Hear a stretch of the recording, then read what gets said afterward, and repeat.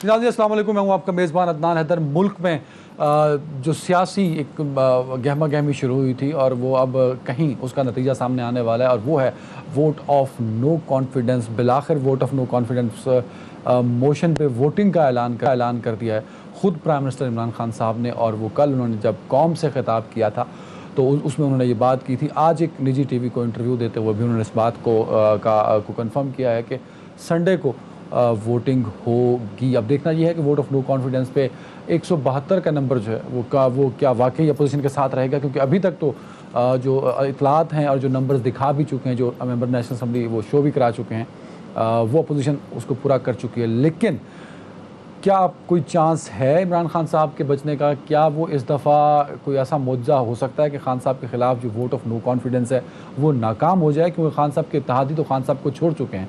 साथ ही साथ वो लोग जो इमरान खान साहब के साथ थे, पाकिस्तान तहरीक इंसाफ के मेंबर नेशनल असम्बली थे, वो भी खान साहब से अपनी राहें जुदा कर चुके हैं और उनमें से अक्सर लोग वो हैं जो जिनको रिज़र्व पर जो आए, जो मखसूस नशिस्तों पे ख़वातीन आई थी, वो भी 2 लोग वो भी हैं। तो कुछ लोग वो हैं और कुछ लोग टिकट पे इलेक्शन लड़ने के बाद मेंबर बने थे नेशनल असम्बली के, वो भी इमरान खान साहब से मुनहरिफ हैं।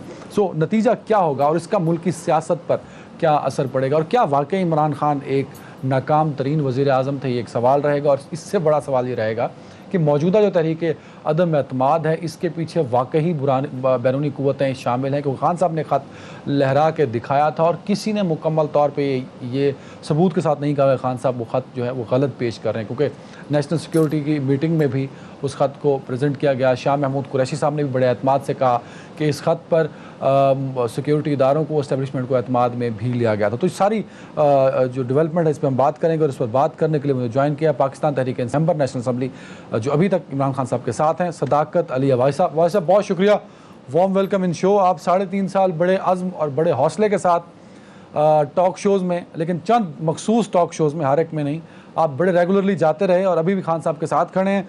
बहुत शुक्रिया वक्त देने के लिए। पाकिस्तान पीपल्स पार्टी से हैं शैला रज़ा साहब। शैला साहब बहुत शुक्रिया वक्त देने के लिए। जनरल अमजद शुएब साहब हैं सीनियर तर्जमा का। जनरल साहब बहुत शुक्रिया। सदाकत अवाइस साहब को आवाज़ जा रही है? हसन,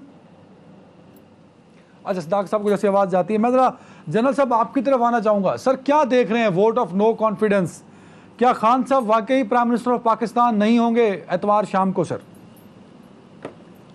देखिए, बज़ाहिर तो जो नंबर गेम है उसमें लगता यही है कि ऑपोजिशन का पलड़ा भारी। मेरी आवाज आ रही है आपको? जी जी, आ रही है सर।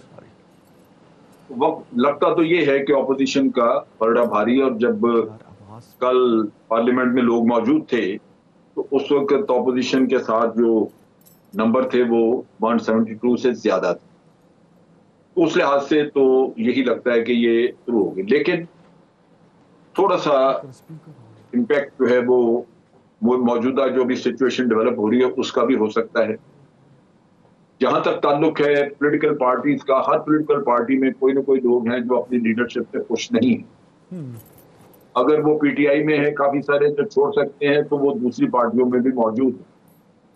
तो वो पैंतड़ा बदलेंगे अगर, या कुछ उनका ख्यालात उनके मुख्तलिफ हुए तो सूरत हाल बदल भी सकती है। नहीं जरा साहब, अभी भी सूरत हाल बदलने का चांस है? अभी भी एक्चुअल वोटिंग के वक्त हो जाता है। बादों का लोग जो है वो, जो जमीर का कहानी हम सुन रहे हैं, जमीर हैदर की कहानी, वो कभी जाग जाता है, कभी सो जाता है। सर ये तो हमारे जमीर हैदर की बात कर रहे हैं सर। मेरा तो एक ही दोस्त है, जमीर हैदर ही है ना मेरा, तो हमारा तो खुदा वही है। मकसद क्या निकल जिनका जमीर हैदर हो वो तो जाग सकता है सर, लेकिन जमीर में ही हैदर ना हो तो फिर कहाँ जागेगा वो जमीर? शैला साहबा कुछ कह रही है। जागा रहता है, जिनका जमीर हैदर है उनका जमीर जागा रहता है। जरूरी है कि जमीर भी हैदर हो। कह रही हूँ ना, जिनका जमीर हैदर है वो हमेशा जागा रहता है और हमेशा सही। नहीं वैसे जनरल साहब जिस जमीर की बात कर रहे हैं ना शैला मैम, वो जमीर हुर का भी हो सकता है। हमारा तो यही है। बिल्कुल हो सकता है, और ये पहली फ्लोर क्रॉसिंग थी जो ताकतवर से कमजोर की तरफ आई। इमरान खान ताकतवर थे, आप ये कह रही हैं? नहीं, आई एम टॉकिंग अबाउट हुर। हाँ जी बिल्कुल, वेरी राइट।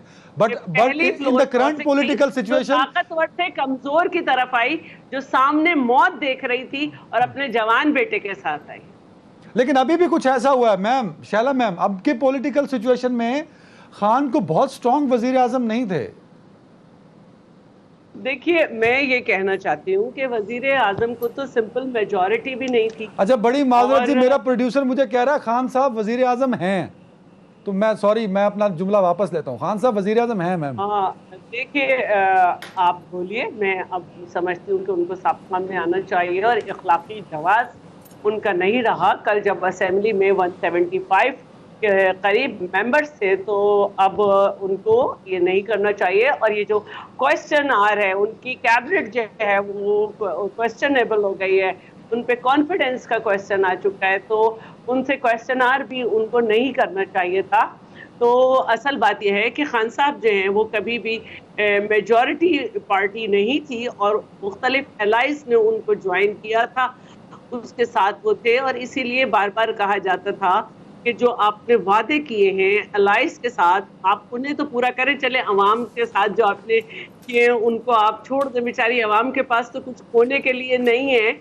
और वही हुआ कि आज आप देखें कि एमक्यूएम ने कहा कि हम 1 महीने से माहिदे पे काम कर रहे थे, और ये बिल्कुल सही बात है। जब सेलेक्ट कमेटी बनी थी असेंबली में, सिंध असेंबली में, उससे पहले हम बातचीत शुरू कर चुके थे। और आज असद उमर जब ये कह रहे हैं कि आसिफ जरदारी साहब ने महाजिर को भगा, तो सीधी बात है कि हम किसी को महाजिर नहीं समझते, हम समझते हैं सब पाकिस्तानी। और हमारे सिंध में अब ये हमेशा के लिए आबाद हुए हैं, जब भी उन्होंने प्रॉपर्टी ली है, जब भी वो गवर्नमेंट जॉब्स में है, जब भी वो गवर्नर भी रहे।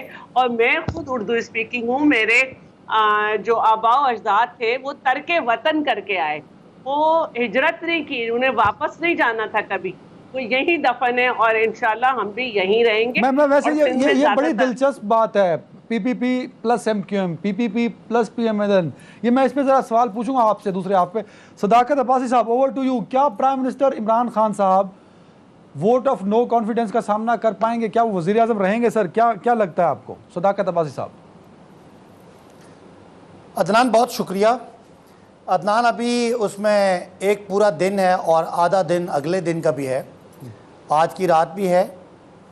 हम पूरी कोशिश कर रहे हैं कि ये जो इसके पीछे साजिश है, बैनुल-अक़वामी साजिश है, जो पैसों का और ज़मीरों का सौदा हुआ है, हम पूरी कोशिश करेंगे कि ज़मीर जगाएं।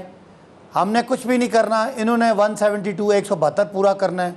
और हमें पूरा यकीन है कि जो साजिश सामने एक्सपोज हुई है और जो चीज़ें अब नज़र आ रही हैं, पूरे पाकिस्तान में लोगों में बड़ा सख्त रिएक्शन है कि ये पाकिस्तान की खुद मुख्तारी और ख़ुददारी के ख़िलाफ़ एक इत्तेहाद बना है और उसको बैनुल-अक़वामी या साम्राज्य उसको एक सपोर्ट है। तो मेरा ख्याल है कि इसका रिएक्शन आज के इलेक्शन में भी कैसे जस्टिफाई करेंगे, इसको कैसे जस्टिफाई करेंगे कि पाकिस्तानी एम्बेसडर ने अपने ही फॉरेन ऑफिस को एक ख़त लिखा है जिसमें उसने खदशे का इजहार किया कि ये साजिश हो रही है? तो इसको कैसे आप कौम के सामने जस्टिफाई करेंगे कि जो वोट ऑफ नो कॉन्फिडेंस है ये एक्चुअली उसकी वजह से है? अदनान, ये आप और मुझे जस्टिफाई करने की ज़रूरत नहीं है। पाकिस्तान में नेशनल सिक्योरिटी कमेटी है जी, जिसने इसको पाकिस्तान में सीधी सीधी मुदाखलत डिक्लेयर किया। कल का एलामिया आप पढ़ लें और वो एलामिया यही कहता है कि मैंने ब्रीफिंग ली थी खुद उस मरासले के हवाले से, जिसमें 2 से ज़्यादा मरतबा अदम एतमाद का जिक्र है। पाकिस्तान में अदम एतमाद पाकिस्तान का अंदरूनी मामला है, और अगर पाकिस्तान में कोई साम्राज्य जो यहाँ पे कठपुतली हैं, अगर वो उनके साथ मिल के तो इमरान खान को रास्ते से हटाने की कोशिश करेंगे, तो अवाम पाकिस्तान को पता है, उन्होंने रिएक्ट करना है। और वो रिएक्शन जो है वो सियासी होना चाहिए, वो रिएक्शन बिल्कुल पुरअमन होना चाहिए। लेकिन आपको अंदाजा नहीं है कितनी बड़ी वेव है जिसने आज से शुरू होना है। एक चीज क्लियर कर लीजिए, क्योंकि खान साहब के लिए मुल्क के जो सीनियर सहाफ़ी हैं वो सिर्फ 6 ही हैं, तो इसलिए उसमें तो हम कभी आ नहीं सकते, ना खान साहब से डायरेक्टली पूछ सकते हैं। आपने तो ब्रीफिंग ली, आप जरा मुझे बताइएगा, एक होता है कि इस मुल्क के अंदर एक पॉलिटिकल मूवमेंट चल रही है जिसका नाम है वोट ऑफ नो कॉन्फिडेंस। उस पर कोई भी मुल्क राय दे सकता है कि अगर ये कामयाब हो जाए तो हमारे लिए अच्छा होगा, अगर नाकाम हो तो हमारे लिए बुरा होगा। ये जनरल ओपिनियन है। जैसे मोदी इलेक्शन लड़ रहा है, मोदी जीत जाए तो अच्छा होगा, नहीं होगा तो बुरा होगा, ये एक ओपिनियन तो हो सकता है। क्या उसमें ओपिनियन दिया गया है कि उसको फैसिलिटेट करने की बात की गई है? मैं दोबारा से इसकी तफसील में जाए बगैर दनान आपको कहूँगा कि पाकिस्तान की जो नेशनल सिक्योरिटी कमेटी है, जो आपकी मुल्की सलामती की कमेटी है, उसका अगर आप एलामिया पढ़ लें तो वो आपको सीधा सीधा इसका जवाब देने की बात करेगा। वो पाकिस्तान के अंदरूनी मामलात में मुदाखलत की बात करेगा। इससे ज़्यादा बात करना मुनासिब नहीं है। पाकिस्तान के खारजा मामलात हैं, पाकिस्तान के कौमी इदारे समझते हैं कि ये एक बहुत बड़ी साजिश हुई है। इमरान खान साहब की ज़िंदगी को भी ख़तरा है। और इमरान खान साहब की बतौर सरबराह अगर दुनिया के किसी ममालिक को कोई मसला है तो उसके लिए पाकिस्तान में कोई उनकी कठपुतलियाँ किसी असर रसूख की वजह से या पैसे की वजह से अगर यहाँ पे सियासत का खेल गंदा कर रहे हैं तो पाकिस्तानी अवाम जो है वो रिएक्ट करेगी। अगर आज आप रिज़ल्ट देखें तो हज़ारा डिवीज़न जहाँ हमेशा नून लीग जीती थी और PTI के वोट कम होते थे, वहाँ से पीपल्स पार्टी स्वीप आउट होगी। नून लीग के खिलाफ PTI ने क्लीन स्वीप कर दिया। इसके पीछे एक पैगाम है, बहुत बड़ा एक उबाल है जिसका रिएक्शन कल भी नजर आएगा, परसों भी नजर आएगा। अच्छा, और मुझे लगता है कि अक्सरियत जनरल साहब की जानिब जाना है, सदाकत भाई, जिन लोगों ने अपना ज़मीर बेचा है वो बिल्कुल डर मारे इंशाल्लाह ये इनकी तरफ जाएंगे। सदाकत साहब एक कमेंट कर दीजिए, फिर मैं जनरल साहब की जानिब बढ़ूंगा। अगर ज़मीर ना जागे फ्राइडे दोपहर 12 साढ़े 12 बजे तक तो फिर क्या होगा सर?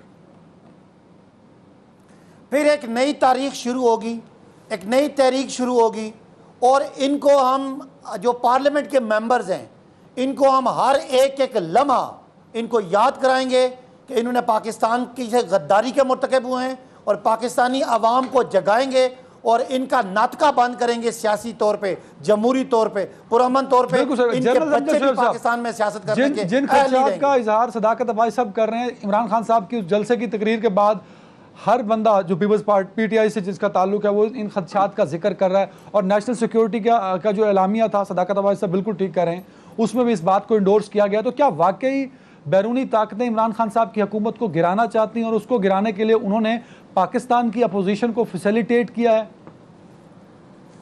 देखिए, शवाहिद तो इनके पास होंगे अगर ये बात की जा रही है, लेकिन एक चीज वादे है जी कि जब भी अंदरूनी तौर पे कौम डिवाइडेड होती है, खरफचार होता है, कोई इंतशार होता है, तो पाकिस्तान तो घिरा हुआ है दुश्मनों में। इसमें तो कोई मसला ही नहीं कि दुश्मन उसको एक्सप्लॉइट ना करें, ये हो नहीं सकता। तो एक्सप्लॉइट तो वो करते हैं, कभी वो फिरकवारियत के जरिए करते हैं, कभी लसानियत के जरिए करते हैं और कभी इन चीज़ों के जरिए जो कि पॉलिटिकल डिवाइड है उसको इस्तेमाल करते हैं।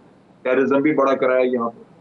तो वो तो मैं समझता हूँ कोई ऐसी बात नहीं है, वो बिल्कुल काबिल यकीन है कि ये चीज़ हो सकती है। सिर्फ उसमें मसला ये है कि आलाकार कौन, तो वो ज़रा एक ट्रिकी सी बात है कि आप किसी को उंगली उठाएं कि ये आलाकार है, वो थोड़ा मुश्किल हो जाता है। लेकिन उसमें भी अंदाजा किया जा सकता है बाज़ लोग वल्नरेबल होते हैं बाहर की कुव्वतों के सामने, चुनाचे वो हमेशा ऐसे लोगों को सिलेक्ट करते हैं जिनको उनको पता हो कि ये वल्नरेबल हैं, इनको अगर हम दबाना चाहें दबा सकते हैं, इनकी स्टेक्स ऐसी हैं कि ये हमें फेस नहीं कर सकते। मिसाल के तौर पे जिनकी प्रॉपर्टी बेतहाशा बाहर पड़ी हुई है, एसेट्स बाहर है, पैसे, ये अमेरिका बरतानिया लोगों को पता होता है कि ये कैसे कमाए गए, उनके पास सारी डिटेल है, वो जब चाहें पब्लिक भी कर दें, वसूल करना चाहें तो इनसे छीन भी लें। जनरल साहब एक कन्फ्यूजन दूर कर दें सर, ये जो आलाकार बने हैं अपोजिशन वाले, ये एक तो होता है कि जानबूझ के बन जाते हैं, एक होता है कि उन्हें पता भी नहीं होता और वो बन जाते हैं। तो ये इसको कैसे डिफरेंशिएट कैसे करेंगे सर? नहीं, इसका तो अंदाजा नहीं है मुझे, तो इस बात का अंदाजा है। मैं तो सिर्फ आपको एक प्रिंसिपल या वैसे एक्सप्लेन करना हूँ कि ये पॉसिबिलिटीज हो सकती हैं। मेरे पास ऐसी इंफॉर्मेशन नहीं है कि मैं ऑथेंटिकली कह दूं कि फलाना आदमी आलाकार है इसका। ये हो सकता है पीपल्स पार्टी को ज्यादा बेहतर पता हो, क्योंकि ये नारा बिलावल लगाया करता था, मोदी का जो यार है गद्दार है गद्दार है, तो उसके पास हो सकता है मेरे पास। शाह साहब, you belong to Muttahida opposition of people's party का भी उन्होंने हवाला दे दिया। दूसरा, अब्बासी साहब कह रहे हैं कि जो लोग वोट देंगे जिनके ज़मीर सोए रहे उनके खिलाफ गद्दारी का मुकदमा हो सकता है और वो उसकी पैरवी भी करेंगे। मैं एक बात कहना चाहती हूँ जनरल शेब साहब, उस इलेक्शन में कश्मीर के जो इस दफ़ा हुए हैं उससे पिछली दफ़ा मैं चेयरमैन के कदम ब कदम थी। मोदी के यार को एक धक्का और दो हमारा नारा था। जमात इस्लामी ने गद्दार का लगाया था। मैं गारंटी करती हूँ आपको, कोई एक तकरीर चेयरमैन की निकाल दें जिसमें मोदी का जो यार है गद्दार है कहा हो। हमने, हमारा नारा था मोदी के यार को एक धक्का और दो। मैं कह रही हूँ, मैं अपनी पूरी, मैं नहीं, मुझे जनरल साहब और शैला साहबा, कदम ब कदम साथ, जनरल साहब और शैला साहबा प्लीज, कदम ब कदम साथ थी और मैं इसकी जिम्मेदारी लेती हूँ। दूसरी बात, मैं अच्छा जनरल साहब, शैला साहबा, जनरल साहब का कमेंट ले लें क्योंकि आप दोनों स्काइप में दोनों एट ए टाइम नहीं बोल सकते। जनरल साहब कमेंट करना चाहते हैं, वो ले लीजिए। मैंने नारा सुना था, वो था कि गिरती हुई दीवार को एक धक्का और दो, ये नारा इसका था। मोदी के यार का जो है, मोदी का जो यार है गद्दार है, गद्दार। और गिरती हुई दीवार को एक धक्का, ये पीपल्स पार्टी का नारा था। मैं, देखिए जी, नारा ये था, मैं नहीं बनाया था, मैं नहीं बनाया था। गिरती हुई दीवार को एक धक्का और दो। प्लीज श्वेत साहब मेरी बात सुन लेना, मैंने बनाया था। मेरे लिए आपका कहना जो है बिल्कुल, मैं कह रही हूँ, मैं नहीं बनाया था। गिरती हुई दीवार को एक धक्का और दो, मोदी के यार को एक धक्का और दो, चोर चौकीदार को एक धक्का और दो। और ये पूरा, ये मेरा, ये पुराना था, हमने इसको इस तरह जोड़ा था। मोदी के यार वो कहते थे कि मेरी दोस्ती है, गद्दार नहीं कहा था। जमात इस्लामी ने वहां पे गद्दार का नारा लगाया था। अब मैं आ जाती हूँ, देखिए, बहुत आसान है मुंह फाड़ के किसी को गद्दार कहना। शहीद जुल्फकार अली भुट्टो पे भी गद्दारी के फतवे लगाए और फिर उस सहाफी ने बिल्कुल ऑन एयर जो है स्टेटमेंट दिया कि जी ये गलत खबर। ठीक है, अब जो बात है वो ये है कि आपने बड़े अरसे तक जो है वो सुना स्विस लीक्स, जरदारी ये जरदारी वो, आपने देखा स्विस लीक्स में उनका नाम नहीं था। तो मेरा ये कहना है कि सबके सामने ये बात आ चुकी है कि ऑफिसर जो है उसको, उसकी ये इंटरनल केबल्स हासिल करके उसको ब्रसेल्स ट्रांसफर कर दिया गया। खुद जो है साबिक सिफारतकार बासित खान ये कह रहे हैं कि ये ओरिजिनल पेपर भी नहीं है, उसकी शक्ल भी दूसरी होती है। जहां तक बात है इलामिया, बासित साहब ने कहां देखा वो पेपर? शैला मैम, एक मिनट, बासित साहब ने कहां देख लिया वो पेपर? जी वो समझते हैं और वो देखते हैं। उन्होंने कहा ये ओरिजिनल पेपर भी नहीं है, उसका कलर दूसरा होता है। उन्होंने चैनल पे कहा जी, मैं उनकी वो नहीं कर रही। दूसरी बात जो है वो ये है, एक मिनट, अब्बासी साहब के दरमियान मैं नहीं बोली थी, प्लीज मुझे आप दूर बैठ, आप बोलिए, अब्बासी साहब बाद में बोलेंगे, आप बोलिए। दूसरी बात ये कि अगर एक वजीर आजम है जिसके अभी खिलाफ वोट ऑफ नो कॉन्फिडेंस पास होने वाला है और वो कोई सिक्योरिटी की मीटिंग बुला ली है उसने, तो एक रूटीन एलामिया तो आएगा ना कि पाकिस्तान की तरफ देखने वालों की आंख निकाली जाएगी और पाकिस्तान के अंदरूनी मामलात को अगर किसी ने ये किया तो यूं करेंगे, वो है। लेकिन क्या पाकिस्तान के इदारे इतने कमजोर हैं कि वो फॉरेन फंडिंग जो इस बात के लिए है उसको पहचान नहीं पा रहे कि कहां से आ रही है? एक फॉरेन फंडिंग तो हमें पता है कि 7 साल पे उस पर वजीर आजम बैठे हुए, केस नहीं चलने दे रहे, लेकिन क्या ट्रांजैक्शन पता नहीं चल रही? क्या हमारे खारजा के इदारे इतने वो हैं कि उन्हें पता ही नहीं चल रहा कि ये कैसा खत है? हमें ये बातें करने से पहले ये समझना चाहिए कि लीडर ऑफ द ऑपोजिशन ने, जो कि अभी मोशन मूव हो चुकी है, उससे पहले, मूव होने से पहले उन्होंने कहा कि अगर कोई ऐसा खत है तो हमें भी बुलाएं, हमें भी दिखाते। आप 20 मिनट पहले एक इजलास बुला रहे हैं और कह रहे हैं कि आ जाएं।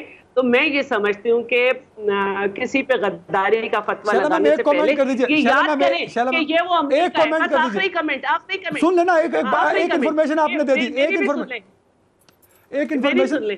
ये वो अमेरिका है ना, ये वो अमेरिका है ना जिसकी व्हाइट हाउस की राहदारी में फिर के आपने वर्ल्ड कप जीतने की बात की थी। ये वो अमेरिका है ना जिससे ट्रंप से आप पॉलिसी करवा रहे थे कश्मीर की। तो ये आपसे नाराज कैसे? सियासी कमेंट बात सब करेंगे, एक कमेंट ले लेना। शहबाज शरीफ साहब ने अभी एक टीवी इंटरव्यू में कहा है कि हम, ये मुत्तहिदा अपोजिशन का मुश्तरका फैसला था कि हमने ना वो खत देखना है ना नेशनल सिक्योरिटी की मीटिंग में जाना है। हालांकि पूरी अपोजिशन उस वक्त नेशनल असेंबली में मौजूद थी, तो जाके देखने में क्या मसला था मैम? इमरान खान ने तो बुलाया आपको। हम क्यों देखें? इससे पहले इंतहाई हसास नौयत की सिक्योरिटी की मीटिंग होती थी, इमरान साहब उसमें आना पसंद नहीं करते थे। अब्बासी साहब, मेरे ख्याल में मेरे सवाल की गुंजाइश नहीं रही सर। अब्बासी साहब, मुझे ये बताएं, इन पे इल्ज़ाम है कि इन्होंने गद्दारी की है। इन्होंने डिमांड की कि पार्लियामेंट में ख़त लाया जाए। जब पार्लियामेंट में ख़त उसकी डिटेल लाई गई तो ये वहाँ से भाग गए। मुझे बताएं, कभी किसी का चोरी का सामान पकड़ा जाए और चोर से कहें कि आज देखो सामान, वो आएगा? वो तो भाग जाएगा। तो ये भाग गया। हमने कहा हम चीफ जस्टिस को दिखाने के लिए तैयार हैं। हमने नेशनल सिक्योरिटी कमेटी में वो लाया और सिक्योरिटी कमेटी ने उस खत के मंदरजात को ये वाजे कहा कि पाकिस्तान के साथ ये बड़ी तौहीन आमेज लैंग्वेज है। और जाहिर है अगर कोई पाकिस्तान के साथ तौहीन आमेज रवैया बाहर का मुल्क रखता है और यहाँ कुछ उनके स्टूजेस उनके साथ मिलते हैं, तो क्या पाकिस्तानी अवाम को क्या मैसेज है? क्या हमें क्या ज़रूरत थी? हमने इतने जाने कुर्बान की, अंग्रेज़ों के ग़ुलाम हम वैसे ही ठीक थे। क्या मसला था? रोटी तो तब भी हम खा रहे थे, हमारे पास सहूलतें तो तब भी थी। वो एक खुददारी, एक आज़ादी होती है। वो ये क्या करेंगे? ये तो जरदारी साहब कहते थे कि आप ड्रोन हमले करते जाओ, हमें कोई परवाह नहीं है, लोग मरते जाएं, कोलैटरल डैमेज होता रहे, मुझे कोई परवाह नहीं। इनका तो दीन ईमान पैसा है, इनका तो दीन ईमान वो डॉलर है जो इनको हर जगह से मिलते हैं। तो मैं समझता हूँ क्या पाकिस्तान को इस तरह के बिके हुए जमीरों वाले लोग गवर्न करेंगे? ये सवाल है मेरा पाकिस्तान के लोगों से। अब्बासी साहब को बोलने देना, इनको आपने मौका दिया बोलने का ना। अब्बासी साहब का टाइम है। अदनान, आपने इनको मौका दिया, मैं इनके दरमियान में नहीं बोला। दलील देने का आपने इन्हें मौका दिया है, दलील देने का, स्पीच करने का नहीं, वरना मैं इनसे अच्छी कर सकती हूँ। मैं भी पूछ सकती हूँ, कश्मीर के सौदागरों, तुम्हारी हमने खुददारी देखी, आधा घंटा खड़े होने की। आपको नहीं पता, हमने खुददारी देखी। आपको एक बहुत बड़ी कॉन्स्पिरेसी का हिस्सा ना बने, इन दिनों में टीवी पे ना आए, इतने लगा दिए, ना डिफेंड करें पाकिस्तान के खिलाफ इस साजिश में। अपना पता नहीं है।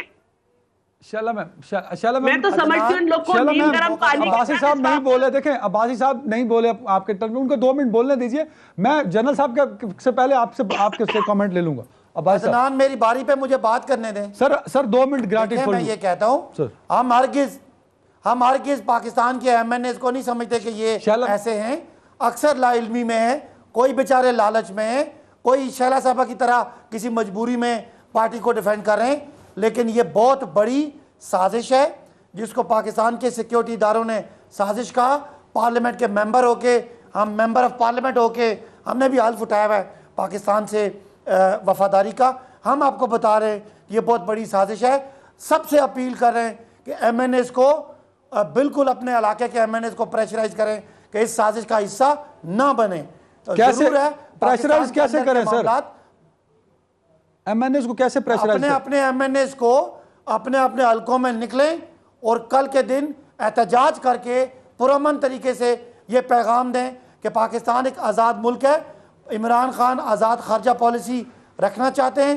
ये पाकिस्तान के लोगों का हक, खारजा पॉलिसी और आज़ाद। ब्रेक पे जा रहा हूं, क्या ये हम इंडिया जाएं, शर्मिंदा ताबीर हो सकता है? खारजा पॉलिसी और आज़ाद जाएं या यूरोप? ब्रेक पे जा रहा हूं, ब्रेक ले लो यार।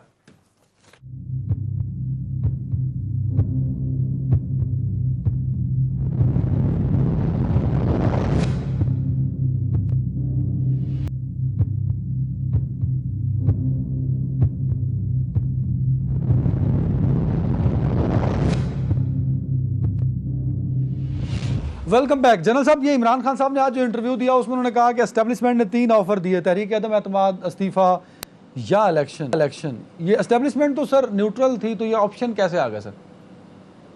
ये तो न्यूट्रल, अब भी न्यूट्रल है। आपको याद होगा कि अखबार में खबर आई थी कि हम फैसिलिटेशन करना चाहते हैं, फैसिलिटेटर का रोल अदा करना चाहते हैं। और उस फैसिलिटेशन के लिए नेचुरली हमने ऑपोजिशन से भी पूछना था। ये तो नहीं हो सकता कि अपना फैसला कोई सादर कर दिया जाए। तो एक तजवीज थी जी कि ऑपोजिशन जो है वो क्वेश्चन वापस ले ले और गवर्नमेंट साथ ही इलेक्शन अनाउंस कर। ये एस्टेब्लिशमेंट की तजवीज थी, ये तजवीज मानी नहीं गई। मकसद ये था कि अगर बाहर से खतरात हैं तो अंदरूनी खलफशार खत्म करके पहले अंदर के हालात बेहतर कर दिए जाए, यहाँ आपस में बैठ के बातचीत हो जाए, यूनिटी हो जाए, तो फिर आप एक दूसरे के साथ बात करके कायल करके तो बाहर की जो सिचुएशन है उसका भी मुकाबला कर। तो वो चूंकि नहीं मानी गई तो इस वजह से बात खत्म हो गई। तजवीज के तौर पे ये बात मेरा ख्याल है सामने आई कि इस तरह इन चीजों में तो ये पाकिस्तान की तारीख में पहली मर्तबा हो रहा है कि एस्टेब्लिशमेंट की बात पॉलिटिकल तबके ने नहीं मानी। नहीं मानी। देखो ना, बात यह है कि आप जब हम ये कहते हैं कि भाई हमारा सियासत में रोल नहीं है, जी, तो ये फैसिलिटेटर का रोल तो यही था ना कि आपने फैसिलिटेशन, आपने कहा जी हम आपको बिठा देते हैं, उनको भी मेहनत कर लेते हैं, आपको भी कह लेते हैं, इस तरह की कोई चीज आपस में कर ले। तो वो अगर ये लोग नहीं माने तो फिर पीछे हट गए। बिल्कुल ठीक है। अच्छा जनरल साहब, खत के हवाले से जो बार बार बात की जाती है और खान साहब कहते हैं कि हम गुलाम नहीं हो सकते, साहबका हुक्मरान गुलाम थे, वो बातें मान लिया करते थे, इस बात को खान साहब को फायदा देगी ये बात इन हिज पॉलिटिकल करियर, जो फ्यूचर में अगर वो प्राइम मिनिस्टर रहे या ना रहे? देखिए, मैं जो चीज समझ सका हूं जी, इस वजह से कि ये सिचुएशन पैदा क्यों हुई, वो ये है कि दो तीन चीजें आई हैं। एक तो ये कि अमेरिका अफगानिस्तान से शिकस्त खा के निकला है। बाइडेन की पोजीशन बड़ी ऑकवर्ड हुई है जब वो यहां से बड़ी खतरे की हालत में निकल के गए, और रशिया के साथ अब जब उन्होंने चैप्टर खोला है तो ये उनके लिए डू एंड डाई वाला मसला बन चुका है। अब हकीकत ये है कि पाकिस्तान से उनको कभी भी किसी ने ना नहीं की। उनको ये चीज सुनने की तवक्को ही नहीं है कि पाकिस्तान को वो कुछ कहें और यहां से कहा जाए कि नहीं हम नहीं करते। तो ये उनके लिए भी हो सकता है कि सदमा हो, एक शॉक हो कि गवर्नमेंट है वो बरमरा कह रही है कि जी हमने नहीं करना, जो आप चाहते हैं हम नहीं देंगे, नहीं करेंगे। तो क्वाइट पॉसिबल कि उसकी वजह से उन्होंने, कि वो नाराज किसी भी चीज पे किसी भी वक्त हो सकते हैं। अगर आप दो काम उनके कर दें तो वो तीसरा लेके आ जाएंगे, फिर नाराज हो सकते हैं। अच्छा बिल्कुल तुम्हें पता ही है, टू मोर की कहानी तो तुम जानते हो ना। जी सर। तो डू मोर इसीलिए होता है कि आप 100 काम कर दें, अगला फिर डू मोर, और आप उसी पे नाराजगी हो सकती है। तो कहीं आपने ना करके, कहीं आपने अगर लाइन खींच ली है तो आपने बड़ा अच्छा किया, आपने अपने मुल्क का मुफाद में किया कि बस इससे ज्यादा हम नहीं करेंगे। सर एक बात जरा अगर आप अपनी राय उस पर दे दें कि एस्टेब्लिशमेंट ने सहूलतकारी का रोल अदा किया, बड़ा अच्छा किया, लेकिन दूसरी जानिब अगर ये वाकई नेशनल सिक्योरिटी का मसला है और हमारे एक मुंतखब वज़ीर-ए-आज़म के खिलाफ आलमी कुव्वतें साजिशें रच रही हैं, तो क्या आपको लगता नहीं कि उसमें एक एस्टेब्लिशमेंट का भी एक बड़ा रोल होना चाहिए टू काउंटर दैट, कि वो अपोजिशन को मना ले कि भाई आप नो कॉन्फिडेंस का जो वोट है उसको कुछ अरसे के लिए मौखर कर दें? नहीं, इस तरह तो नहीं है ना कि ऑपोजिशन को बाहर से तो नहीं आई, इसी मुल्क के लोग हैं ना, इसी मुल्क की ऑपोजिशन है। ये तो पॉलिटिकल फोर्सेस ने मिलकर आपस में बात करनी। हम तो एक एजेंडे पे दोनों को लाके बिठा देते जी, कि भाई ये मसला जो है कि इतनी दूर तक नहीं जाना चाहिए। बड़ी सीधी सी बात है ना, तुम ये समझ लो, आज एज्यूम कर लो कि नो कॉन्फिडेंस कामयाब हो जाती है, तो इमरान खान या पीटीआई बाहर जाके इनको चैन से बैठने देंगे? जो 3.5 साल, 4 साल इन्होंने किया उसके साथ वो आगे नहीं करे। भाई मुल्क के मफाद में तो नहीं है ना जो होगा आगे वो भी, और जो आज हो रहा है वो भी। तो मैं नहीं समझता। अब यहाँ पे मेरा सवाल है आपके लिए, आप जिनको कह रहे हैं कि वो मुल्क के मफाद में नहीं है, वो भी तो इसी मुल्क की अपोजिशन है ना, तो वो क्यों मुल्क के मफाद में नहीं है? नहीं, मफाद में ये नहीं है जो झगड़ा आपस में चल, जो एक दूसरे को उखाड़ पछाड़ निकालने का कितना चल रहा है। मैं तो उसकी बात करता हूँ कि आपने अगर बाहर के खतरात का मुकाबला करना है तो पहले तो आपको घर के अंदर यूनिटी होनी चाहिए ना। अगर घर में आप लड़ रहे हैं तो बाहर वाला तो फायदा उठाएगा। तो हमारा मकसद यही था कि भी आप हम सब की लड़ाई बंद करें, बाहर के खतरात है आपको, तो यहाँ किसी न किसी चीज के ऊपर आपकी अंडरस्टैंडिंग हो जानी चाहिए। दोनों के लिए पेस सेविंग हो, दोनों में से कोई ये महसूस न करे कि उसके ऊपर थोपा गया है या उसको मजबूर किया गया है। ये तो तय तो इन्होंने करना है, और फिर गारंटी बिल्कुल ठीक होगा। शैला मैम बिल्कुल सही, बिल्कुल शैला मैम, अगर खुद आपस में करें। शैला मैम मेरा सवाल तो पूछ, हाँ चले सवाल ले ले, सवाल दे दे। नहीं सही है। अच्छा ये बताएं, अब्बासी साहब का जो पॉइंट ऑफ व्यू है ना, वो कहीं ना कहीं जस्टिफाई होता है कि सिंध हाउस में पाकिस्तान तहरीक इंसाफ के लोग जिन्होंने बल्ले के निशान पर इलेक्शन लड़ा था, वो सिंध हाउस में मौजूद थे। तो वो सिंध हाउस में अगर मौजूद थे तो कहीं ना कहीं there is role of Pakistan Peoples Party to engage them, कि वो अपनी पार्टी के या अपने उस वजीर आजम के जिसके दिए गए निशान पे वो लड़े थे इलेक्शन। कल को ऐसी सिचुएशन आपके साथ होगी तो क्या आप उसको इसी तरह जस्टिफाई करेंगे जिस तरह आज कर रही हैं मैम? अच्छा, सबसे पहले तो मैं जनरल साहब को बताती हूँ कि 126 सीटों के साथ पीपल्स पार्टी जो है 342 के ऐवान में थी और सलाला चेक पोस्ट पे जमीन चटा दी। तलाला के वाक़े पे, नेटो सप्लाई रोक दी थी, चोरी करवाया था। ये कोई इतना पुराना माजी नहीं है। शमसी बेस खाली कराई थी। तो अमेरिका को पता है कि एक इलेक्टेड गवर्नमेंट कितनी पावरफुल होती है, और RTS really totally selected government कैसी होती है, जो कश्मीर पे ट्रंप की पॉलिसी कबूल करती है। भारत में शोर होता है तो फिर आपको पता चलता है, और आपकी खुददारी होती है आधे घंटे खड़े होने की। तो पहले तो ये बात मैं आपको बता दूं, तो हमें अगर कोई कहता है कि टेररिज्म पे हम नहीं बोले, तो जब तुम टेररिस्ट को पिछड़े हुए भाई समझ के ऑफिसेस देते थे ना, तो मेरी कायद टेररिस्ट को ललकार के शहीद हो गई, और ऑपरेशन वायरस हमने शुरू किया था। अब आप चाहती हूं मैं आपकी बात पर। जी देखिए, मैं ये समझती हूँ जर्नल साहबी की बात से जो है आपके सवाल का जवाब भी निकल रहा है कि ये एक आईनी कदम उठाया गया है मुल्क की अवाम के हक के लिए, और अंडरस्टैंडिंग हो गई है। अलाई हमारे साथ आ गए, दिस इज द अंडरस्टैंडिंग। और कुछ इनके लोग आ गए, हो सकता है वो ना आते अगर ये जत्थे की सियासत पे यकीन रखने वाला इमरान नियाजी हमला ना करता लॉजिस्टिक, अगर हमला ना करता सिंध हाउस पे। Sindh house is a democracy house, तो वहां पे इन्होंने लॉजिस पे हमला करके ये साबित कर दिया कि कहीं इनको पनाह देनी चाहिए। हमने दस्तार गिरती देखी जमालुद्दीन साहब की, हमने लोगों के दरवाजे टूटे देखे, हमने फिजिकल हैंडलिंग देखी पुलिस की। दाखिल कैसे हुई, आपने क्या चाकू निकाला, पिस्टल निकाली, क्या निकाला आपने? अंसारुल इस्लाम जो उनकी डिसिप्लिन कमेटी के लोग हैं उनके पास से, तो आपने जवाब खुद दिया। आपने जब हमला दिया तो आपका कल का जो भाषण था जिसमें आप कह रहे थे कि इंसाफ नहीं है पाकिस्तान में, पीटीवी हमला केस में प्रोसिक्यूशन आपकी थी, आपने अपने आप को बरी कराया।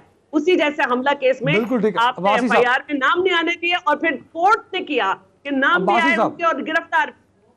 बिल्कुल ठीक है। अब्बासी साहब, इमरान खान साहब वजीर आजम नहीं रहे तो अपोजिशन लीडर कैसे होंगे सर? देखिए, पहले इन्होंने खुददारी की बात की।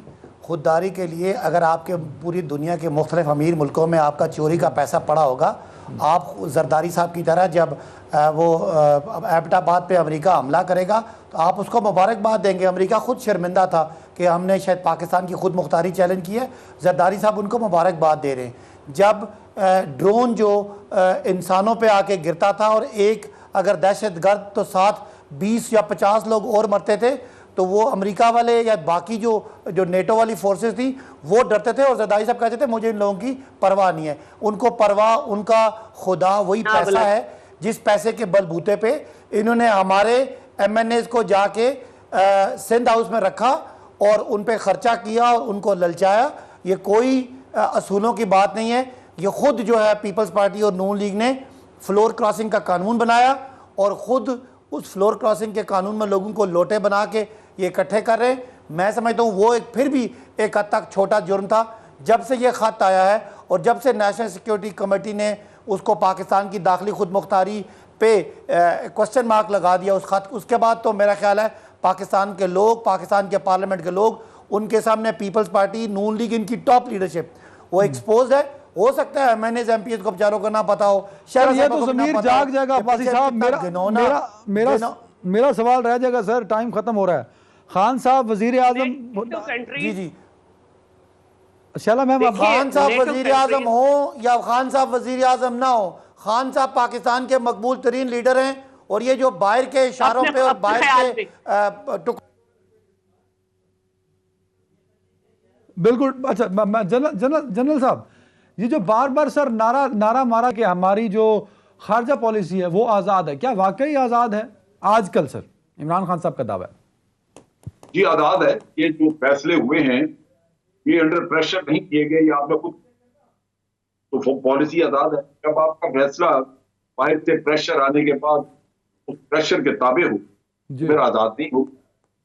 इस आज़ाद पॉलिसी को जैसे शायदा बहन कह रही थी, वो आपकी पार्लियामेंट जो है वो फोरम है जहां पे ले जाके आप इसको प्रमोट कर सकते हैं।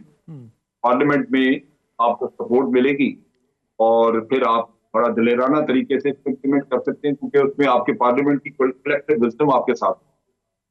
लेकिन है ये इस वक्त तादाद फॉर्म। अच्छा सर, ये बताइए, जब आप कंपैरिजन की अगर हम बात करें, जरदारी साहब का दौर भी देखा आपने, नवाज शरीफ साहब का भी देखा, और अब इमरान खान साहब का, क्या तीनों दौर की खारजा पॉलिसी आपको एक ही तरह की चलती दिखाई देती है सर? देखिए, खारजा पॉलिसी जो है वो तीनों दौर में पार्लियामेंट में पेश नहीं की गई, पार्लियामेंट से अप्रूव नहीं हुई, सवाए सलाला के वाक़े के बाद या नून लीग के दौर में यमन के इशू के ऊपर। तो ये दो वक्तों पे पार्लियामेंट ने उसका, लेकिन ये अमूमन अवॉइड करते हैं सारी पॉलिटिकल पार्टी के फॉरेन पॉलिसी जो है वो पार्लियामेंट में लाकर इसका ठीक है। बाकी तो हर पार्टी जो है वक्त दौर में, हाँ एक चीज है, कश्मीर का इशू PMLN के दौर में बहुत निगलेक्ट, उस दौर में और दोनों हुकूमतों के दौर में मौलाना फजल रहमान कश्मीर कमेटी को हेड करते थे और उन्होंने कभी कश्मीर का नाम ही नहीं लिया। तो ये भी एक अलमिया था कि मौलाना की उसके साथ वाबस्तगी बड़ी कम थी। ये मेरा ख्याल है खराबियां थी। अच्छा, ब्रेक ले लूँ सर, बार बार ब्रेक का कहा जा रहा है। बाजरा शाला मैम से पूछूंगा कि ये जो सारी अपोजिशन मिलके मुख्तलिफ पाकिस्तान की बड़ी 12-13 पार्टी हैं, तो ये जब मुल्क की हुकूमत बनाएंगी तो वो हुकूमत कैसी होगी? एक ब्रेक के बाद।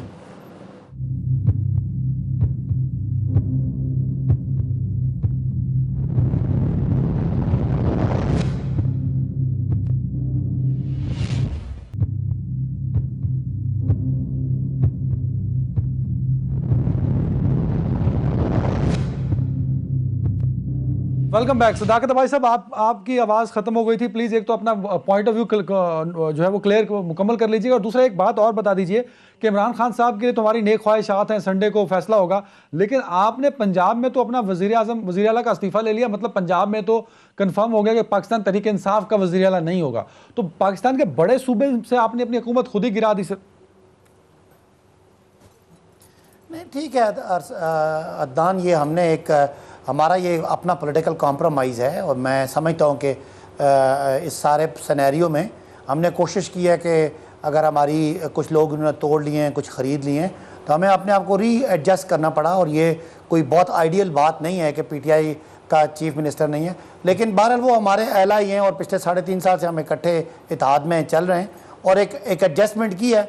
लेकिन ये आपको हो सकता है कि कल शाम के इलेक्शन के बाद परसों का सिनेरियो बदला हुआ हो, और ये जो आज टाई सूट लगा के बैठे हुए थे और बड़ी बड़ी बातें कर रहे थे, इनके ख्वाब इधर के इधर रह जाएं। एक और भी बात हो रही है, ये हो सकता है कि ये कल हम जा रहे हैं कोर्ट में, ये दोनों बाप बेटा जो है, ये आपको पता ना ज़मानत पे हैं, दोनों पे चोरी के केसेस हैं और प्रोसीडिंग चल रही है। ज़मानत का मतलब था कि ये मुल्ज़मान घर से केस लड़ेंगे, ये वज़ीर आला और वज़ीर आज़म बनने के चक्कर में आ गए, तो हो सकता है इनकी जमानतें भी कैंसिल करवा के भाई साहब थोड़ी देर के लिए आपका फार्मूला मान भी लूं सर, उससे वोट ऑफ नो कॉन्फिडेंस का तो कोई ताल्लुक नहीं। हाँ, आप शख्सियत बदल देंगे वजीर आजम और वजीर आला के लिए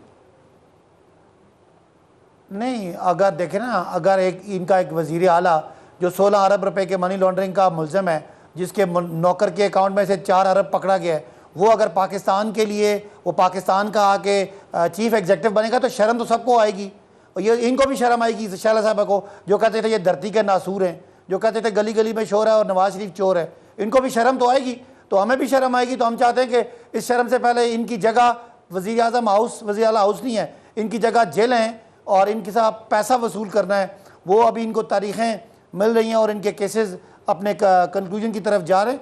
तो बहरहाल ये हम कोशिश करेंगे कि ये जल्दी जेलों में जाए, ना कि ये वज़ीर आज़म और वज़ीर आला के ख्वाब देखें। अच्छा, मैं शाला मैं कहूँगा, सदाकत भाई साहब ने डायरेक्टली आपको पॉइंट आउट किया, तो इस पर आप रिस्पॉन्स करिएगा। साथ ही मुझे बताइएगा, मेरा सवाल ये है कि जब एक तरफ मुल्क की 13 हो गई, 13 सियासी पार्टियाँ मिल के हुकूमत बना रही हैं, तो जो डिस्ट्रीब्यूशन होती है कैबिनेट की और बड़े ओहदे प्राइम मिनिस्टर, स्पीकर, प्रेसिडेंट की बात की जा रही है, तो ये कैसे डिस्ट्रीब्यूट करेंगे? क्या आप लोगों में कोई मुआहदा या कमिटमेंट? चोरों के माल गनीमत पे लड़ाई होगी और अदनान, अच्छा, बात जब चोर इकट्ठे होते हैं, माल लूटते, माल गनीमत में हमेशा लड़ाई होती है। जी, वो आपके हाथ से जो लोग भाग रहे हैं ना, वो नजर आ रहा है। ठीक है, अब बात यह है कि देखें, बातें तो बहुत सी की जा सकती हैं, ये सारी बातें जो हैं ये डिसाइड हो चुकी हैं, लेकिन मैं थोड़ा सा इनको ये बता दूं, आप भी नेटो कंट्रीज के अलाई थे। पूरी दुनिया में जब टेररिज्म हो रही थी, या तो आप कहें कि आप उसका पार्ट नहीं है, तो जहाँ टेररिज्म हो रही थी वहां पे नेटो हमें खत कंट्रीज नहीं का आते ये थे इस मायदा था तरह। कि वहां पे अटैक किया जाएगा। चुप हो जाएं, काम की पढ़ी लिखी बातें सुना करें, कुछ सीखेंगे। जो पाकिस्तान का सिक्योरिटी निजाम है वो ऑटोमेटिक होता है कि अगर खुदा न खास्ता कोई अटैक होगा तो सदर को या किसी को जगा के नहीं पूछा जाएगा कि क्या करना है, फौरी रिएक्शन होगा। पूछिए जनरल साहब से, उसमें ये नहीं कोई होता है। सदर जो उसका तारीफ आपके नहीं करता अपने मुल्क खामोश की हो जाए, खुद खामोश मुख्तारी हो जाए, चैलेंज होने पे। खामोश हो जाए। जहालत से आप सिर्फ टाइम किल कर सकते हैं और मुझे कोई परेशानी नहीं है, ना मैं अपनी किसी मजबूरी की वजह से पॉलिटिकल पार्टी में हूँ। जरदारी साहब को आप जितना कहते हैं, आपको पता नहीं है आपके लीडरों ने क्या क्या सौदे कर लिए हैं। सबने मुंह की खाई, आप 11 सादगी में साल मारी से जेल जाएंगी। में रखा गया। आप जो है पार्टी फंडिंग केस में तैयार हो जाए गद्दारी के फतवे लगाने वालों, भारत से और दूसरे मुमालिक से जो आपकी फंडिंग हुई है। और आपके भी इमरान साहब के ये हमने नहीं लगाई, पाकिस्तान के कौमी इदारे बता रहे हैं। आपको पाकिस्तान के कौमी इदारों को आपकी गद्दारी की शिकूक शुबहत मिल रहे हैं। अपनी बात पूरी करना चाहती हूँ, अगर आप अदनान अच्छा इजाजत दे दें। अब्बास साहब, शैला मैम, मेरे पास सिर्फ 3 मिनट रह गए, प्लीज दोनों को मैं 1.5 मिनट दे दूंगा। मैं एक शेर पढ़ दूं। जी मैं एक शेर पढ़ दूं। जी जी जी। देवता बनने की हसरत में मुअल्लक हो गए, अब जरा नीचे उतरिए, आदमी बन जाइए। वैसे मुमकिन नहीं। अब्बासी साहब जी अदनान साहब, मैं दोबारा से यही बात करूंगा। नहीं सर, दोबारा से अगर नहीं, यही जमहूरियत सर, है मेरा सवाल जहां लोग बिकते हैं, यही सुने नहीं करना कमेंट। यही जमहूरियत है कि लोग बैन अवी इशारों पे पाकिस्तान की हुकूमतें बदलते हैं। यही जमहूरियत है कि पाकिस्तान में पाकिस्तान के फैसले पैसे लेके हमारे सियासतदान करते हैं। तो ये जमहूरियत तो शर्मिंदगी है। और मैं समझता हूँ कि पाकिस्तानी कौम ने तय करना है कि ऐसी शर्मिंदगी का बायस बनने वालों को हमेशा हमेशा के लिए सियासत से बाहर करना है और वो अवाम पाकिस्तानी कर। अब्बासी साहब, ये तो आप गर्म पानी के साथ इसमें घोल दे दीजिए। नहीं, इस गोल क्या करेंगे अब अब्बासी साहब? अच्छा अब्बासी साहब, सर पॉइंट गर्म होना चाहिए। नहीं, अब्बासी साहब हो सकता है आपकी पार्टी में आ जाएं। गुस्सा उसको आता है जिसको कौमी अहमियत का अंदाजा हो। जो बिके हुए हैं उनको कभी गैरत नहीं आती। जिनकी लीडरशिप के असासे और चोरी का माल बाहर हो ना, उन्हें गुस्सा नहीं आता, वो हंसते रहते हैं। जब दलील खत्म होती ये गुस्सा आने के लिए गैरत अहमियत होना जरूरी है। वो हमने देखी है। जब आपको नहीं आएगा, आपको पता है कि बाहर ले गए, आप खरीदते भी रहे और बिकते भी रहे। बाहर से बाहर ले गए, हमने गैरत देखी थी। जब आप आधे घंटे खड़े हो रहे थे, हमने गैरत देखी थी। अच्छा जब दवाओं की कीमत बढ़ रही थी, हमने गैरत देखी थी। जब IMF के सामने लेट गए और मकरूज करते चले गए, हमने अच्छा गैरत अब्बासी देखी साहब, है। आखिरी मिनट है सर। इमरान खान ने 3.5 साल में बतौर वजीर आजम या पाकिस्तान तहरीक इंसाफ ने इस कौम को क्या दिया सर? अब्बासी साहब। महंगाई, नहीं, अब्बासी साहब हैं, शैला मैम, अब्बासी साहब। तो आज मुल्क के सारे सूबों में इमरान खान की हुकूमत ना होती और आज के दिन पीपल्स पार्टी को 1 सीट ना मिलती 65 में से और नून को 8 ना मिलती, सारी जगह पे PTI की सीटें ना निकल रही होती, तो ये एक इनकलाब है जो PTI लेके आई है। बाकी किस पे बात करें, खाली कौम को खुददार कौम बनाना इमरान खान का एक एजाज है और इसके साथ सारी चीजें आ जाती हैं। कौम की आजादी, कौम की इज्जत, खुद मुख्तारी और खुददारी, ये इमरान खान ने दिया। इन्होंने क्या दिया? करप्शन, इन्होंने क्या दिया? जलालत, इन्होंने क्या दिया? गुलामी, इन्होंने पूरी मुल्क में लूट मार करके अपने आप को भी शर्मिंदा किया और पाकिस्तान को भी बेइज्जत किया। आखिरी को रिमार्क्स शैला मैम। PTI की पहचान जाहिल और बदज़बान। नहीं, ये नारे सीधी बात है और मुझे इतवार का इंतजार है, स्टूडेंट लाइफ में नहीं था। नहीं पता, अब्बासी साहब हमारे दोस्त हैं, ये नारे जो है ना, ये आप सरे महल से लेके सरे महल से लेके इंडोर्स करने तक आपका आगाज भी बेशर्मी, आपका इंजाम भी बेशर्मी। अच्छा, तीन रहा है कुपितान, रोटी कपड़ा और मकान। चलो मैम, ये अब आप पीपल्स पार्टी के नारे लिखिए ना, पीपल्स पार्टी के लिए, मुत्तहिदा अपोजिशन के लिए तो ना लिखिए। अच्छा शैला मैम, ये जो मुल्क के मसले आप लोग बताते हैं, जो खान साहब और फुटो, ये नून लीग कहती है इनके लिए। हम कहीं नहीं फुटे, आप लोग फुटने वाले हैं। पार्टी का नारा भुट्टो, लुटो और फुटो। आपके वजीर आजम ने कहा है भुट्टो जैसा आदमी बनने की कोशिश की, उन्होंने कहा है जिंदा है भुट्टो। किस मुंह से बोल रहे हो?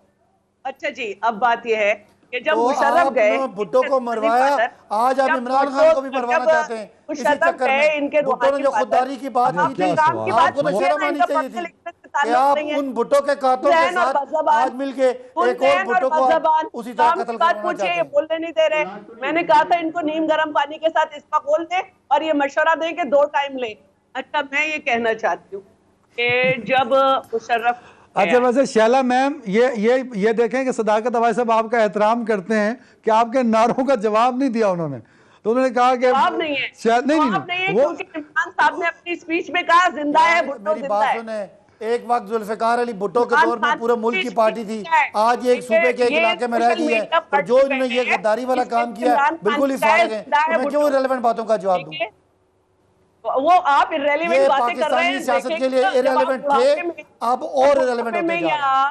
जो कुछ इनका काम इनके लोगों ने जो ये आखिरी 3 हफ्तों में काम अच्छा शैला मैम, मैं बड़े फख्र से कहूंगी कि मैं जब आपसे ये बात कर रही थी तो मैं 30 साल से एक ही पार्टी में थी, और आप कहेंगे कि मुझे तो पता ही नहीं चला ये क्या हो गया। जैसे इमरान साहब को भुट्टो अब समझ आ रहा है, आपको बीबी जो है वो उस वक्त समझ आएगी जब आपकी बेबी बड़ी हो जाएगी कि उन्होंने किस तरह भुट्टो के कातलों के साथ यारी करके भुट्टो से भी गद्दारी की।